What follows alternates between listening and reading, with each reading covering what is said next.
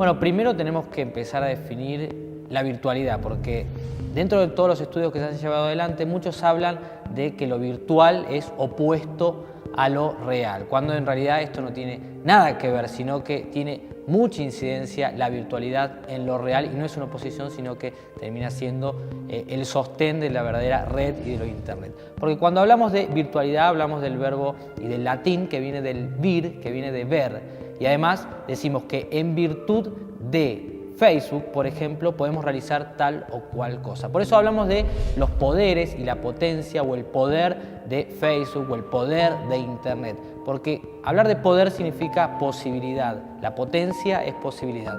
Entonces, si nosotros decimos Facebook tiene ciertas posibilidades, es la suma del poder que termina configurando.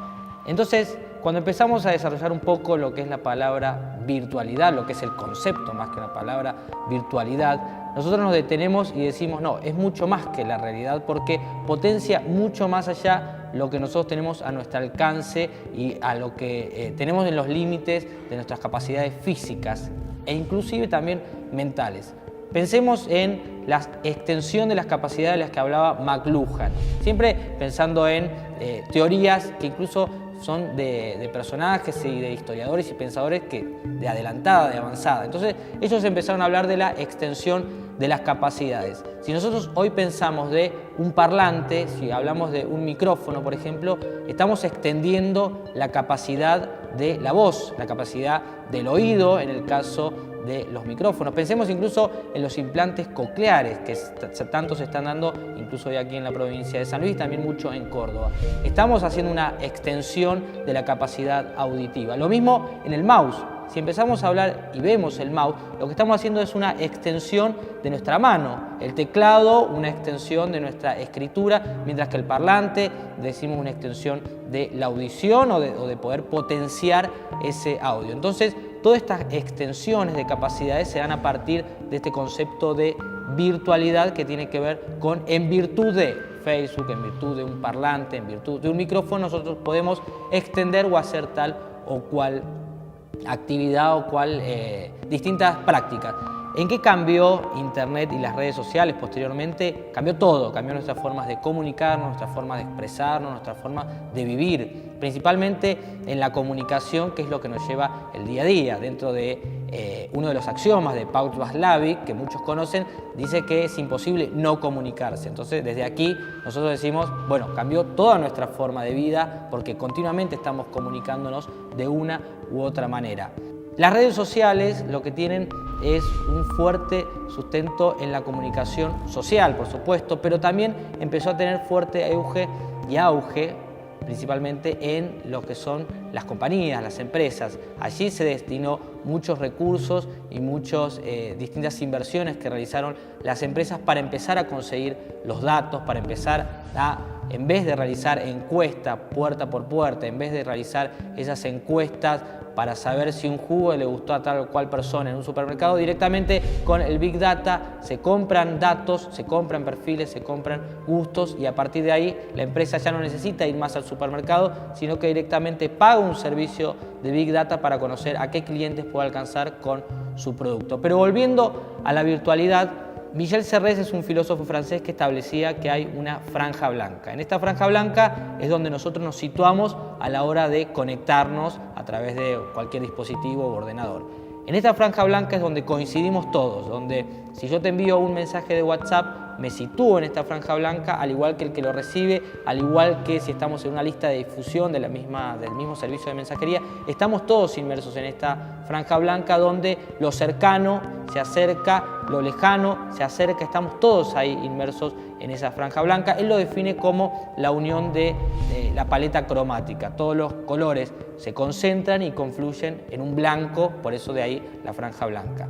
Él habla entonces de la concentración de estos colores, pero lo utiliza de una manera metafórica para hablar de la concentración de las posibilidades. Y volvemos a este término del poder, volvemos a este término de la posibilidad y de la virtualidad. A mayor virtualidad tenemos mayor potencia, es decir, en virtud de tenemos mayor posibilidad de hacer tal o cual cuestión. De esta manera entonces hablamos de la concentración de dispositivos, pero también se empezó a dar paralelamente la concentración de circuitos e interfaces. Pensemos en las computadoras. Las computadoras antes eran viejos ordenadores enormes que ocupaban toda una habitación, todo un edificio para poder realizar distintos procesamientos de datos. Con el correr del tiempo se fueron concentrando los circuitos a las interfaces y de manera que se empezó a reducir el espacio. Si nosotros nos situamos en Albert Einstein y hablamos de la teoría de la relatividad, que hablamos de tiempo y espacio, a mayor aceleración de este tiempo, a mayor rapidez, empezamos a limitar y achicar la percepción de ese espacio que tenemos. Bueno, los datos y la virtualidad se transforman y se comportan de la misma manera. Si nosotros cada vez tenemos circuitos más chicos pero más concentrados, los datos viajan a mayor velocidad y esto genera una mayor rapidez en el proceso de comunicación. Nosotros ya no dependemos más de esa conexión de 56K donde teníamos que conectarnos vía telefónica. Hoy directamente con el Wi-Fi, con un servicio de Wi-Fi, con un cable o de banda ancha, viajamos a la velocidad de los datos de banda ancha, del ADSL, como muchos también lo llaman antiguamente. Entonces, esta concentración es lo que permite mayor virtualidad porque nos empezamos a desarrollar en tiempo y en espacio mucho más rápido. Bajo esta concepción de virtualidad es que nosotros podemos empezar a explicar el fenómeno de Facebook en el caso de las redes sociales y el fenómeno de Internet como la plataforma, como el soporte, como el canal de los canales, como la red de redes, como la mayoría lo llaman. Entonces, si nosotros tenemos una Internet, un canal que es muy potente y que es virtualmente inmenso, las redes sociales son mucho más aún porque no solo hablamos de un canal, un soporte, sino que las redes sociales hoy han concentrado todo tipo de dispositivos como también todo tipo de posibilidades. Hoy en Facebook o en cualquier otra red social generalmente podemos compartir videos, comentar, comunicarnos con familiares, comunicarnos con alguna novia, podemos denunciar distintos casos de corrupción, podemos hacer todo. Por eso es tan importante y tan potente, principalmente Facebook, que es lo que ha hecho y el éxito que sobresale sobre el resto de las redes sociales es que concentra y da mayores posibilidades que en Twitter, que tiene una conceptualización y un desarrollo en la redacción, por ejemplo, más limitado que en Facebook. Y además, si bien Twitter sumó la posibilidad de comentar o realizar distintas transmisiones online, o adjuntando directamente cualquier tipo de streaming, Facebook directamente te permite realizar juegos, estar en comunicación directa, realizar encuestas, compartir Bueno, Facebook concentra absolutamente todas las posibilidades que se dan por separado en distintas redes.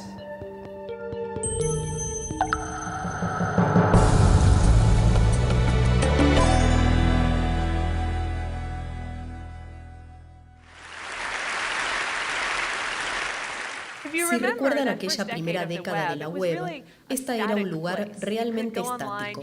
Uno podía ingresar, mirar páginas, o bien de organizaciones que tenían equipos para crearlas, o bien de personas que tenían conocimientos técnicos en ese entonces. Y con el auge de los medios sociales y de las redes sociales a principios del 2000, la web cambió completamente. Y ahora la vasta mayoría del contenido con el que interactuamos proviene de usuarios medios, de videos de YouTube, artículos de blog, revisiones de productos o de artículos en medios sociales. Y también se ha vuelto un lugar mucho más interactivo, donde las personas interactúan. Facebook no es el único lugar donde esto se puede hacer, pero sí es el lugar más grande. Facebook tiene 1.200 millones de usuarios por mes. La mitad de la población de Internet usa Facebook. Es un sitio como otros que nos ha permitido crear un yo virtual con poca habilidad técnica. Y por eso respondemos poniendo cantidades de datos personales. Así que tenemos datos de comportamiento, preferencias, datos demográficos de cientos de millones de personas, algo sin precedentes en la historia. Como científica informática, esto me ha permitido construir modelos que pueden predecir todo tipo de atributos ocultos que ni siquiera ustedes conocen.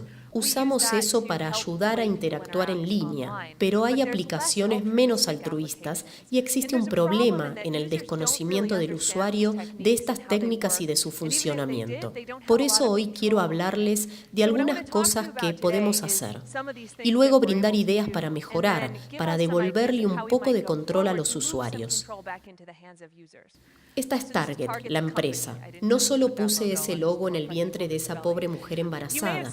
Es posible que hayan visto la anécdota que salió en Forbes, en la que Target le envió un volante a esta chica de 15 años con anuncios y cupones para biberones, pañales y cunas 2 semanas antes de que le dijera a sus padres que estaba embarazada. Sí, el padre estaba muy molesto. Dijo, ¿cómo adivinó Target que esta chica de secundaria estaba embarazada antes de que se lo diga a sus padres? Resulta que ellos tienen el historial de compras de cientos de miles de clientes y calculan lo que llaman puntaje de embarazo, que no se trata de si la mujer está o no embarazada, sino para cuándo espera. Y lo calculan no mirando cosas obvias como si compra una cuna o ropa de bebé, sino cosas como si compró más vitaminas fuera de lo normal o si compró un bolso de mano suficientemente grande como para contener pañales. Y por sí solas, dichas compras no parecen revelar mucho, pero es un patrón de comportamiento que, tomado en el contexto de miles de otras personas, empieza a revelar algunas ideas. Hemos desarrollado mecanismos en los que podemos predecir cosas con bastante exactitud, como sus preferencias políticas, su puntaje de personalidad, género, orientación sexual, religión, edad, inteligencia, además de cosas como cuánto confían en las personas que conocen y cuán fuertes son esas relaciones. No viene de lo que podría pensarse como información obvia. Mi ejemplo preferido es este estudio publicado este año en las actas de la Academia Nacional. Mirando los me gusta de Facebook, se puede predecir todos estos atributos y algunos otros. En su artículo listaron los 5 me gusta más indicativos de una inteligencia alta. Entre ellos figuraba el me gusta a las papas rizadas. Las papas rizadas son deliciosas, pero que les gusten no necesariamente significa que sean más inteligentes que la media. Entonces, ¿cómo es que uno de los indicadores más fuertes de inteligencia sea darle me gusta a esta página, si el contenido es totalmente irrelevante para el atributo que se predice? Resulta que tenemos que mirar un montón de teorías subyacentes para ver por qué podemos hacer esto. Una de ellas es una teoría sociológica llamada homofilia. Se dice que básicamente las personas son amigas de personas como ellos, y esto está bien establecido desde hace cientos de años. También sabemos mucho sobre cómo se difunde la información por las redes. Resulta ser que los videos virales, los me gusta de Facebook, se difunden exactamente de la misma manera que las enfermedades por las redes sociales. Juntando estas cosas, empezamos a ver por qué ocurren cosas como estas. Si tuviera que hacer una hipótesis, diría que un tipo inteligente lanzó esta página o fue quizás uno de los primeros me gusta que puntuó alto en esa prueba. Les gustó y sus amigos lo vieron. Y por homofilia sabemos que probablemente tenía amigos inteligentes. Por eso se los propagó y a alguno le gustó. Y ellos tenían amigos inteligentes y se lo propagaron a ellos. Y así se expandió por la red a una serie de personas inteligentes. Y así, la acción de darle me gusta a las papas rizadas es indicio de inteligencia superior, no debido al contenido, sino por la acción de darle me gusta que refleja el atributo en común con otras personas que hicieron lo mismo. Es complicado, ¿no? Es algo difícil de explicar al usuario medio. ¿Cómo saber que uno dio un me gusta que indica un rasgo propio totalmente irrelevante al contexto del me gusta? Los usuarios no tienen demasiado poder para controlar el uso de estos datos. Por eso creo que hay un par de caminos a mirar si queremos darle a los usuarios algo de control sobre cómo se usan estos datos, porque no siempre se van a usar en su beneficio. Un ejemplo que doy a menudo es que, si alguna vez me aburro de ser profesora, fundaré una empresa que prediga todos estos atributos y cosas como cuán bien uno trabaja en equipo o si uno es drogadicto o alcohólico. Sabemos cómo predecir eso. Y le venderé informes a empresas de recursos humanos y a grandes empresas que quieran contratarnos. Podría lanzar esa empresa mañana mismo y ustedes no tendrían ningún control para que no use datos de esta forma. Eso me parece que es un problema. Por eso podemos transitar las vías políticas y legales. Creo que sería más eficaz, pero el problema es que deberíamos hacerlo. Al observar nuestro proceso político en acción, pienso que es muy poco probable conseguir que un grupo de representantes se siente, se documenten al respecto y luego promulguen cambios radicales a la ley de propiedad intelectual de Estados Unidos para que los usuarios controlen sus datos. Las empresas de medios sociales dicen, ¿sabes? Eres dueño de tus datos. Tienes total control de cómo se usan. El problema es que los modelos de ingresos de la mayoría de las empresas de medios sociales dependen de compartir o explotar los datos del usuario de alguna manera. Entonces, ¿cómo hacer que una empresa le ceda el control de su activo principal nuevamente a los usuarios? Es posible, pero no creo que sea algo que veamos cambiar rápidamente. Por eso creo que la otra vía que podemos transitar es la de ser más eficaces, la de hacer más ciencia que nos permita desarrollar todos estos mecanismos para calcular estos datos personales en primer lugar. Al darle me gusta a esa página en Facebook o al compartir esa información personal, mejoraste mi capacidad de predecir si usas drogas o si te llevas bien en el trabajo. Y eso, creo, puede afectar al que las personas quieran compartir algo, mantenerlo privado o desconectado por completo.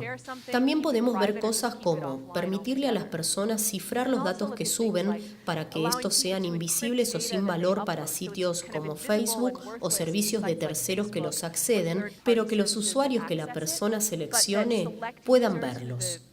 Esta es una investigación súper interesante desde el punto de vista intelectual, de modo que los científicos estarán encantados de hacerla. Eso nos da una ventaja sobre la vía legal.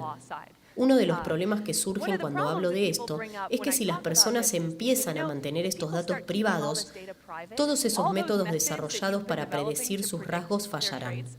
Y yo digo que para mí es un éxito total, porque como científica, mi objetivo no es inferir información de los usuarios, sino mejorar la interacción de las personas en línea.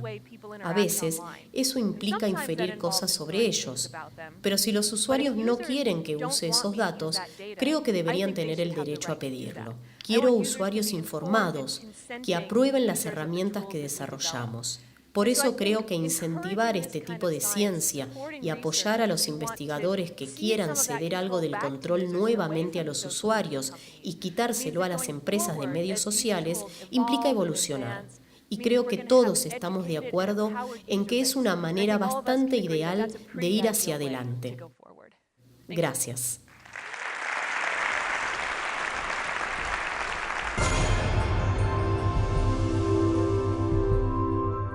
Para entender un poco las herramientas que empezaron a surgir para realizar las mediciones, porque este fenómeno de comunicación en las redes sociales se dio tan de golpe y tan fuerte y la gente se tiró masivamente a comunicarse a través de las redes sociales, las mismas empresas empezaron a demandar estadísticas y las mismas empresas que vendían esos datos empezaron a proponer sus propias plataformas de armado de estadísticas para vendérselas a modo de comerciante. Hoy entendamos que los datos, los comportamientos, los gustos de nuestros perfiles es la principal mercancía que se vende en el mundo online, pero también que se vende para una empresa que vende hamburguesas, por ejemplo. Todos quieren esos datos porque tienen nuestros comportamientos. A partir de ahí, las mismas plataformas como Facebook, Twitter, Instagram, que está ya inmerso en Facebook, empezaron a elaborar sus propios sistemas de estadísticas dentro de la misma plataforma. Facebook hoy tiene Facebook Insights, al igual que Twitter, que te permiten fácilmente poder tener las estadísticas minuto a minuto, al día, mensual, anual.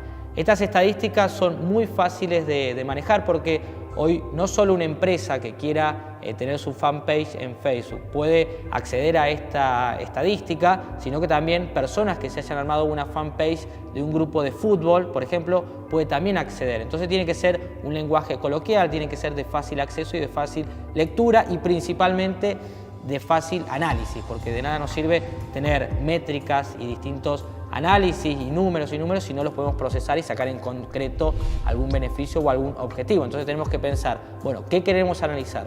Las métricas tienen que ver sobre qué queremos medir.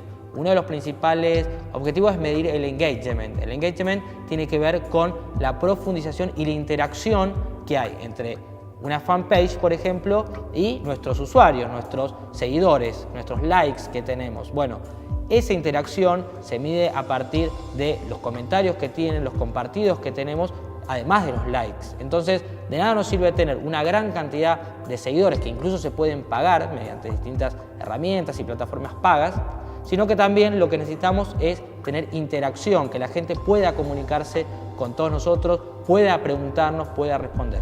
Entonces, por un lado, tenemos las estadísticas que nos brinda gratuitamente tanto Facebook como Instagram. ¿Qué estadísticas y qué datos nos pueden brindar? Bueno, la cantidad de seguidores que tenemos, cómo va creciendo esa curva o cómo va decreciendo. Tenemos también la posibilidad de medir el engagement que tenemos a través de una publicación o de todas las publicaciones. Tenemos la posibilidad también de medir cómo ha sido el crecimiento y el desarrollo de nuestra fanpage a lo largo de un determinado tiempo. Uno puede poner como lapso de tiempo 1 mes, 2 meses, años. Lo mismo tiene que ver con Twitter. Twitter te permite ver las impresiones que tienen que ver con el alcance. Es decir, yo envié un tweet, lo presenté ante todo el mundo digital, ante mis seguidores y podemos ver cuántas personas vieron ese tweet. Eso tiene que ver entonces con la cantidad de impresiones, además de poder medir, bueno, cuántos seguidores tenemos en nuestro Twitter, además de medir directamente qué profundidad y qué beneficio y qué éxito tuvo ese tweet en comparación con otros tweets que hayamos realizado durante un día o durante un mes. A la par, entonces, de estas herramientas que nos ofrecen tanto Twitter como Facebook gratuitamente, también tenemos Google Analytics, que es uno de los primeros. Siempre Google estuvo a la vanguardia de todos estos desarrollos para ofrecerle mayores herramientas, mayores posibilidades, mayores potencia al usuario. Entonces, con estos desarrollos ellos estuvieron Google Analytics, que permitía lo mismo, poder analizar el comportamiento de nuestro sitio web, poder analizar principalmente el tráfico, quiénes ingresaban, desde qué países, qué idioma hablan, si ingresan desde un ordenador fijo, la computadora, o desde un celular móvil, que abrimos quizás aquí un paréntesis, porque cada vez la gente se tira más por usar el celular. Es decir, la navegación que nosotros estamos realizando por toda la web, tanto por las redes sociales como por distintos sitios, se está realizando a través del celular y ya no tanto a través de la computadora. Es decir que hoy, ¿qué tiene más poder? ¿Un ordenador fijo o un celular?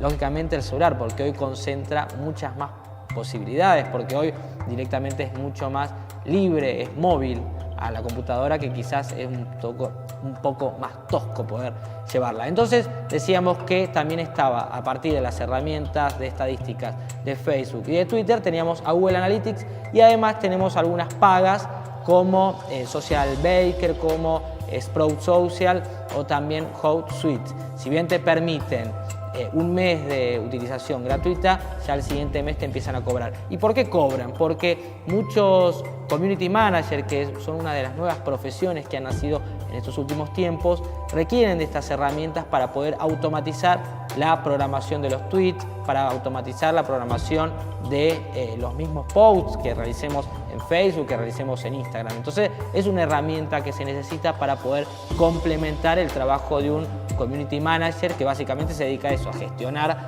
las redes sociales. Hoy una empresa no tiene una red social, no tiene su perfil en Facebook. Hoy una empresa tiene que tener presencia tanto en Facebook, quizás en Twitter, pero ya no tanto, pero sí en Instagram. Y últimamente, si queremos buscar y conseguir ese público más joven, menores de 17, 16 años, tenemos que ir a Snapchat. Allá está toda la juventud, allá están todos los adolescentes en realidad. Fueron escapando de Facebook, pasaron por Twitter rápidamente, pero ahora se nuclearon y generaron su trinchera de adolescencia, lejos de los adultos, están en Snapchat. Entonces, si una empresa quiere también poder vender sus datos y quiere comercializar sus productos, tiene que llegar a Snapchat para poder congeniar y poder identificarse e influenciar y vender finalmente un producto a los jóvenes en Snapchat.